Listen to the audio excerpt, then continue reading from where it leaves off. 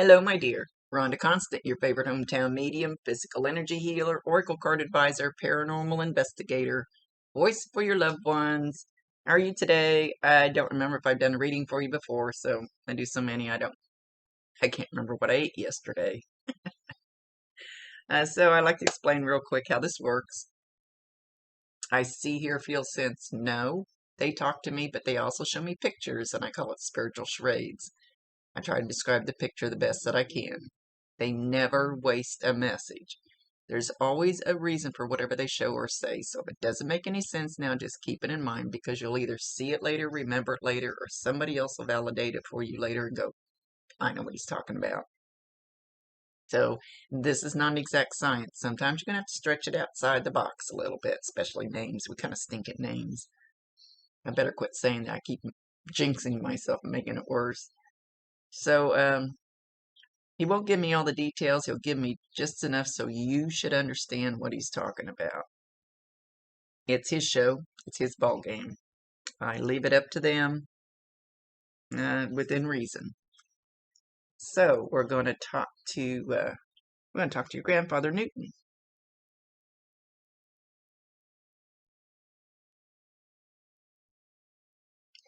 Comes in very kind of, say, matter of fact. You could never disappoint me. You could never.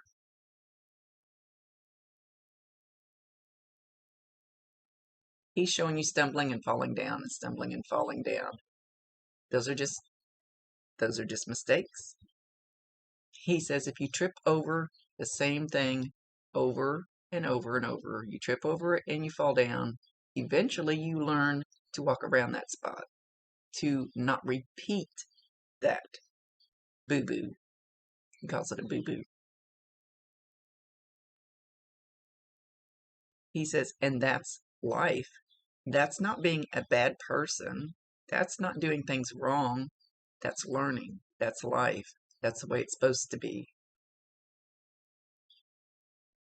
He's he's showing you like on a sidewalk when you're doing this. Like you keep going to the same spot and there's like a stick there or something and you trip on it and you fall down. He said, now if you fall down bad enough that you hit your nose on the pavement, that's gonna. I see what he's getting at. I've never heard anybody say it this way. That's pretty cool. I always tell people the lessons that kick your ass and hurt the most are the ones that you remember and learn the most from. It really sucks. We have all these little foo-foo lessons that we learn and we go, yeah, okay, you just kind of go on. But the ones that he's showing me something repeating because he keeps showing you go tripping over this stick, and then he's showing me the circle. There's some pattern that you keep repeating, and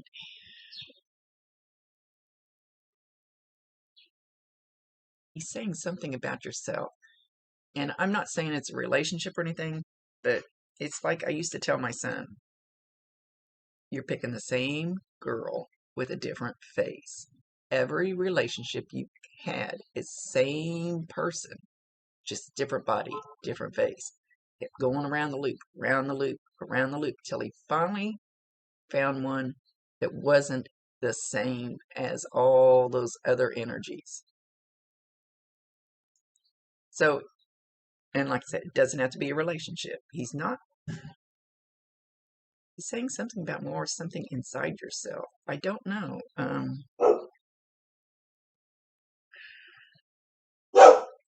Do you go around kicking your ass or your own ass or something? I don't know for sure what he's talking about when he says inside yourself. He said there's two things. One's outside yourself, one's inside yourself. It's a revolving, repeating pattern. And it will keep repeating until you learn not to do that anymore. Until you face it and talk to it and make friends with it and learn not to trip over that stick on the sidewalk anymore. I know that's vague, that's roundabout, but whatever's the first thing that pops in your mind, that should be it. And they usually know how to get the message across. They're a heck of a lot smarter than I am. They know how to get the message across where you'll understand it. And I'm always proud of you. Because everybody makes mistakes. That doesn't make you a bad person. Tell her about the popcorn. Did he used to like to sit there and eat popcorn with you? Or did you just eat popcorn? Or were you just thinking about making popcorn? Or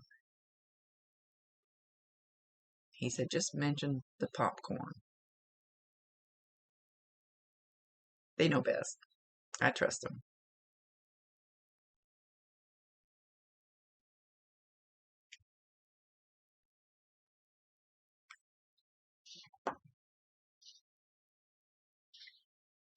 He says, when I left,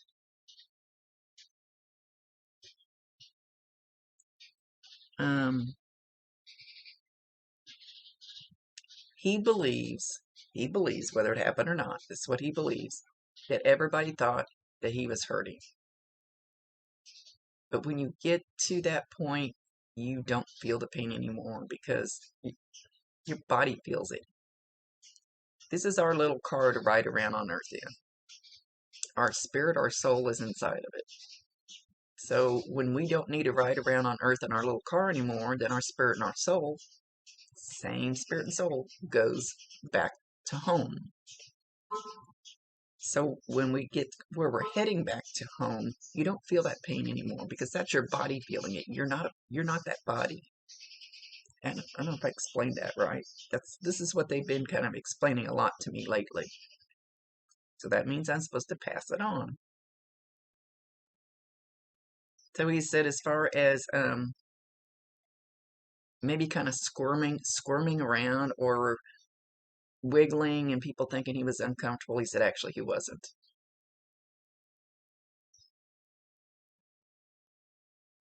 He heard every word that was said in the room. He's talking about 5 people. Don't know how many were there. He's talking about at least 5 people that he listened to.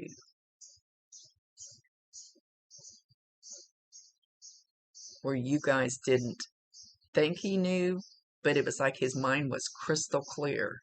He heard every single word.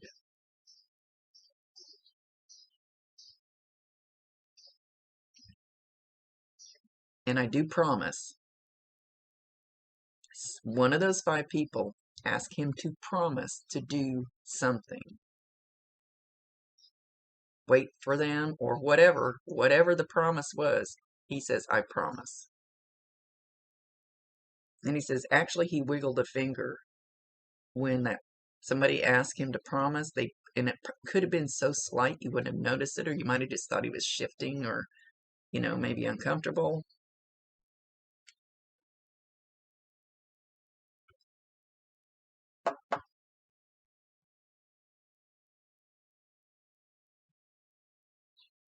He says, what do you want to do with your life? What is your ultimate goal? Where do you see yourself 5 years from now? Write it down. Make it a picture in your mind. Manifest it. Where do you see yourself 5 years from now? He says to call on him, he will help you. I always tell people, if Uncle Joe didn't have a pot to piss in, don't ask Uncle Joe for financial help down here because he didn't understand how it worked down here. So what did your grandpa understand how it worked here that he manifested in his life that he could help you with? That makes sense? I never know when the words come out of my mouth if they make sense. Don't ask him to help you with baking cookies if he didn't like to cook. You know what I mean?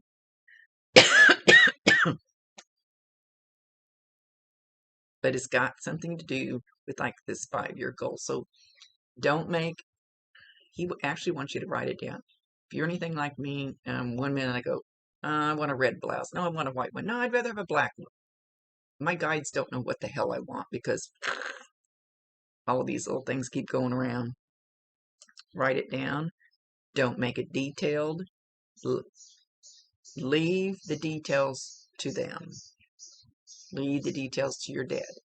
Give him permission to help. Give him permission to step in. They cannot override your free will choice. Cannot override your free will choice. So they can bring you the best things in the world, like they do me, and I go, yeah, no, don't want it. And then my guides stand up there and scratch their head like, what the hell? So I hope all that made sense because he really is stressing this.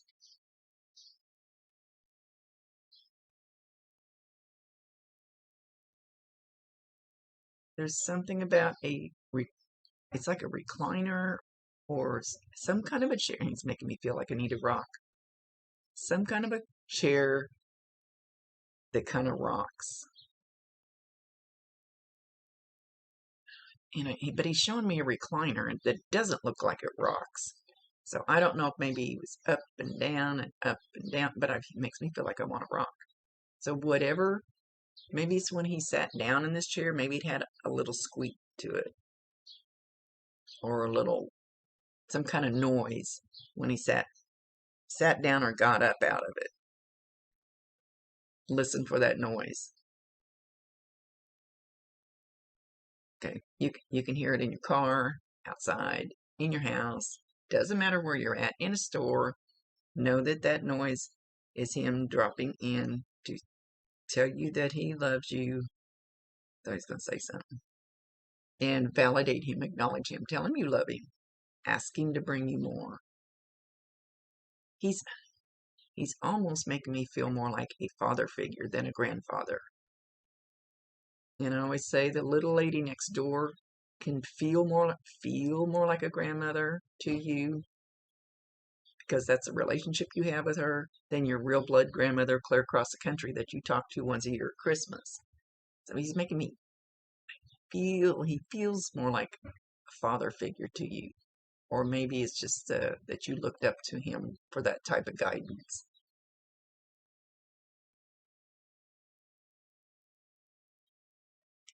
Which would not be taking anything away from your real father. So I'm not sure what the situation is.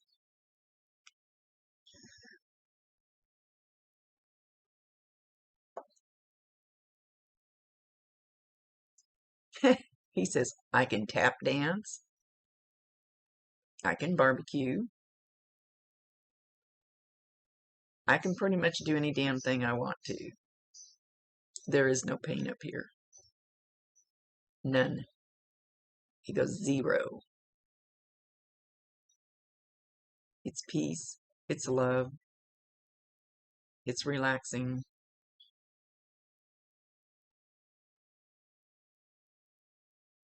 He says, it's not that I do this, but it's kind of like sitting in the recliner with the remote and never having to move.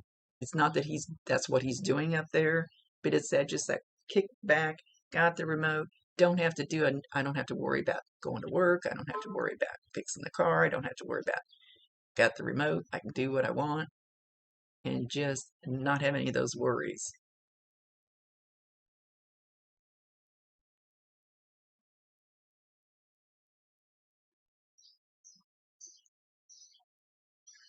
He's talking about Father's Day, which is coming up. When is Father's Day?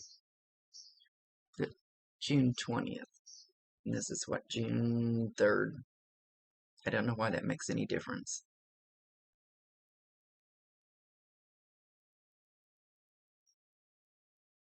He's not saying what about Father's Day, though. I don't know if somebody's just going to, like, really acknowledge him, do something in his memory. Was he a veteran? Because he's showing me a little American flag. Not sure where he's going with that. Something about Father's Day. So kind of keep your eyes and ears open and see if there isn't some sign that comes through. Just, they send signs all the time and we just don't trust it. So if something happens or somebody You hear somebody mention his name. That's too vague. I don't know where we're going with this.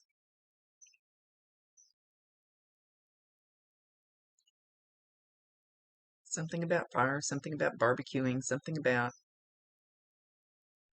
being in the backyard. I don't know if this is past memories or this will be this Father's Day if you guys are going to be barbecuing in the backyard.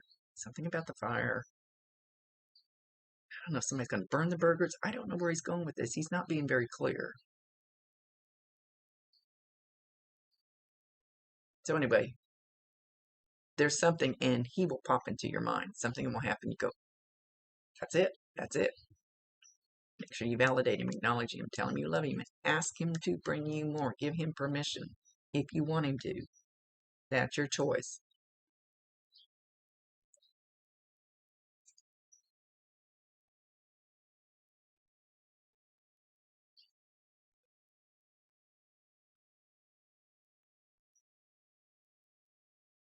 There's a little one, and if it's not here yet, it will be. He's showing a small baby. I don't really want to say infant. I don't know if it's newborn, but it's being held like this. Watch this baby. I don't know whose it is. He's not saying, or who it's going to be, who it's going to belong to. But he's kind of doing one of these, Gucci Gucci goo things in its face, and it's laughing its little butt off. So, small children and animals, they see them, they interact with them, they talk with them. No problem, because nobody's told them they can't do that yet. And when they get to be about 9 or 10, then they start looking around society going, people are gonna say I'm crazy if I can see my great grandpa or whatever he will be to this child.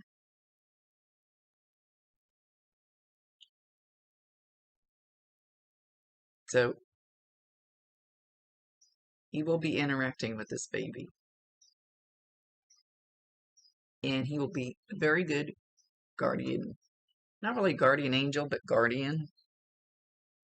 We don't really turn into angels. I have seen angels who have come down in human form and gone back to being an angel. I don't know that a person goes up there and is an angel. And I don't know why he wanted me to distinguish that.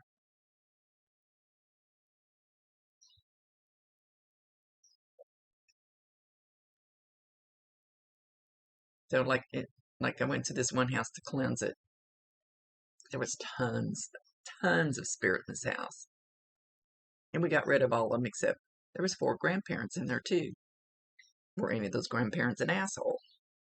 And they said no. I said, so do you want any of these 4 to leave? And they said no. So we kept the 4 grandparents because they're good energy.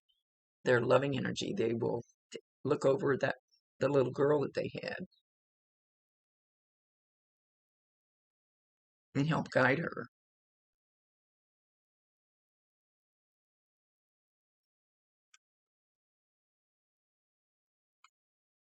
This baby's going to be, he just briefly showed, he's going to play patty cake with this baby, but they're also going to touch fingers. Like you'll see this baby reach up like with one finger. What they're doing is they're touching fingers. Touching.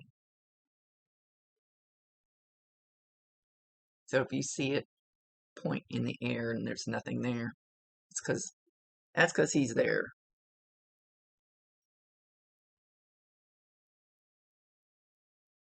He says, I've got this, I'm good at this. This is one thing I was good at here.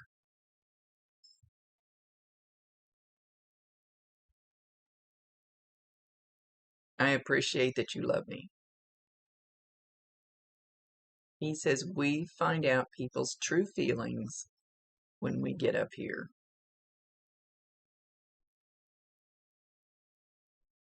He said he's surprised at the people that truly, deeply, deeply loved him, and he didn't realize it when he was here. People they walk out the door and you go, love you, Grandpa, and off you go.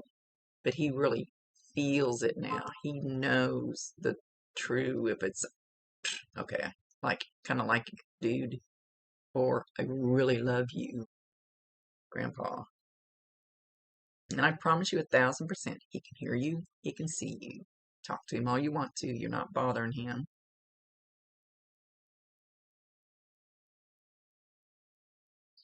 You don't have to talk out loud, you can talk telepathically. I'm trying to get him to tell me if he's going to bring up any more signs. I'd like to at least have another one.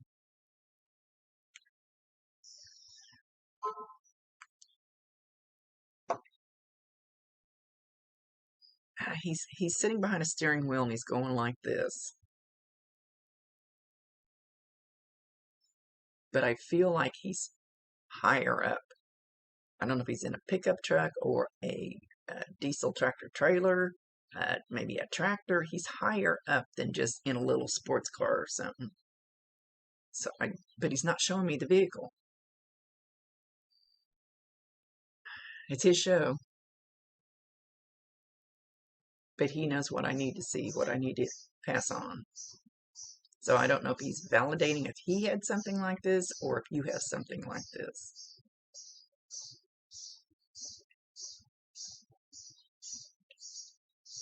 He says, life is good. It is what you make it. If you want to make it bad, it'll be bad. If you want to make it good, it'll be good. He said, it's whatever you make it by your choices.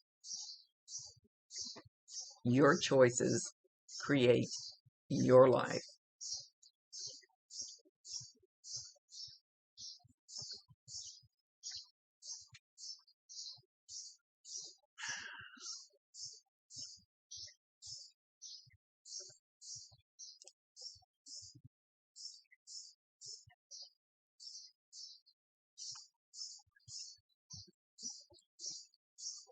Nobody's perfect. Nobody's life is perfect. It just isn't. So don't kick yourself in the ass for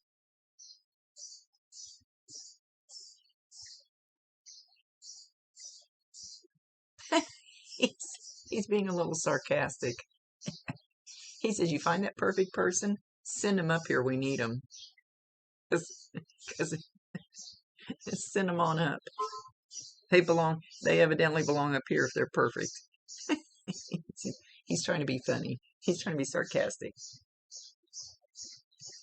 Because he says, nobody's perfect. Don't try to be.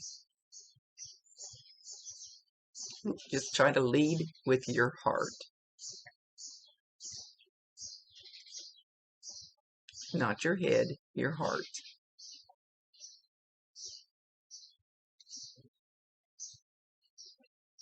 You know what you're doing. He's doing something. I can't tell what he's doing yet.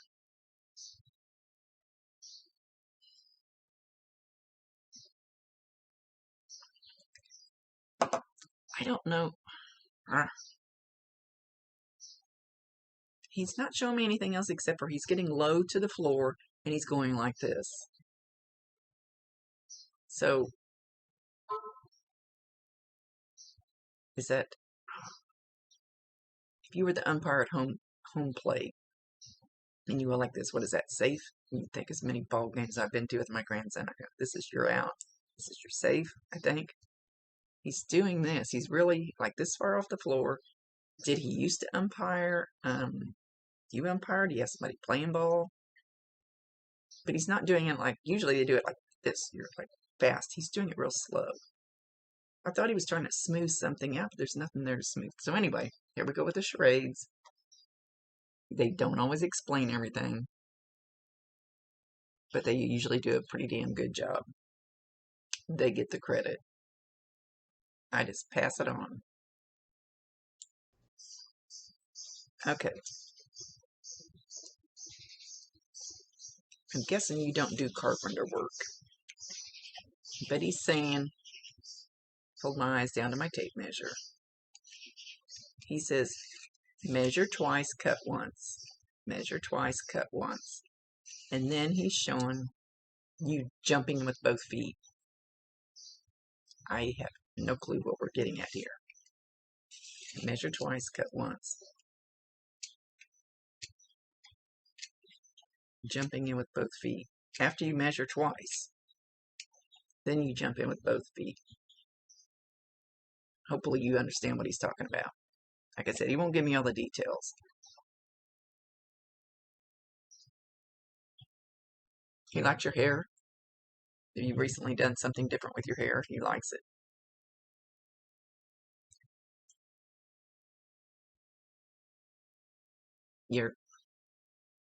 He says you're beautiful. But in his eyes, you've always been beautiful.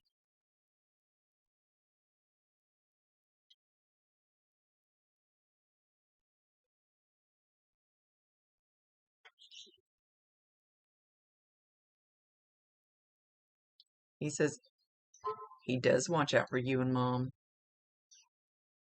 But he's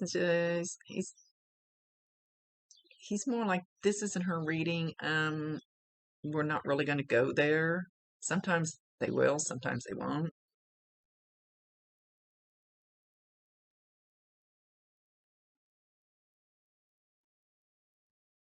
You need to understand how perfect you are in God's eyes. He says, in my eyes, but in God's eyes, you need to understand how perfect you are.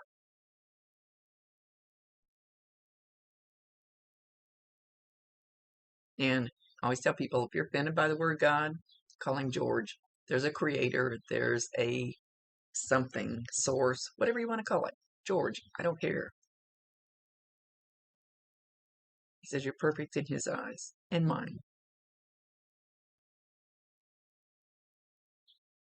I don't think he's going to give me any more signs. So know that I don't think he doesn't feel like he's big on signs.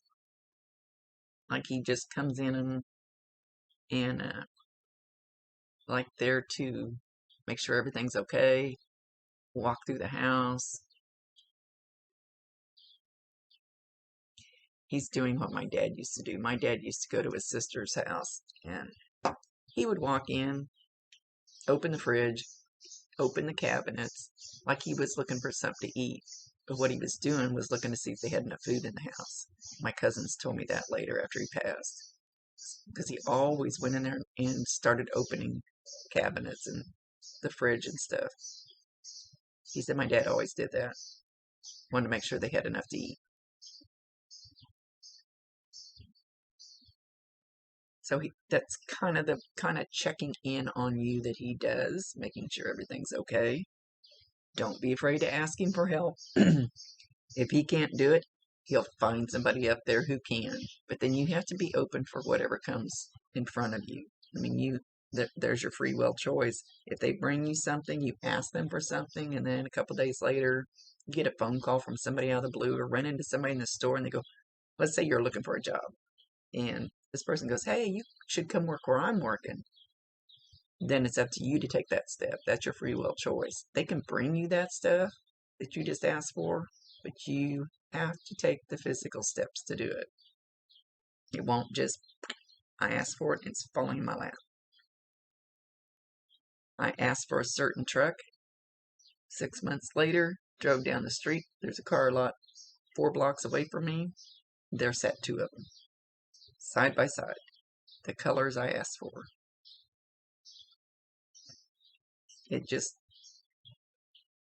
It'll work that way. But I didn't have to buy it.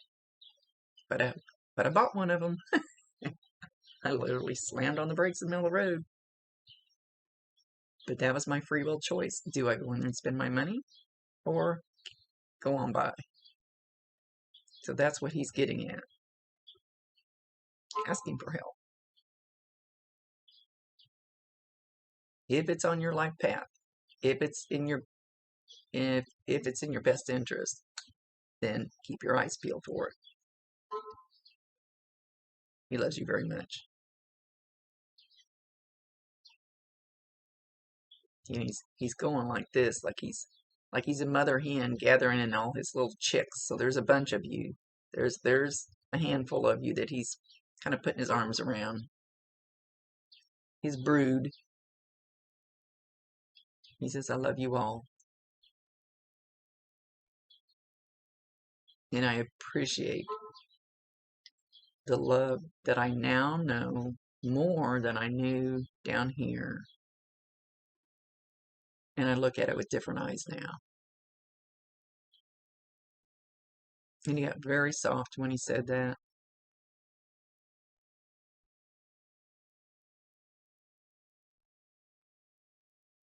Okay, my dear, with that, he's leaving.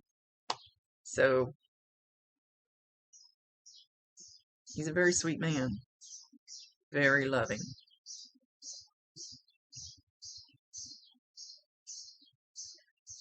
Thank him for being in your life. He'll hear you. You don't have to say it out loud. Much love to you, my dear. Rhonda Constant, your favorite hometown medium, physical energy healer, oracle card advisor, paranormal investigator, voice for your loved ones. Thank you for allowing me to be his voice.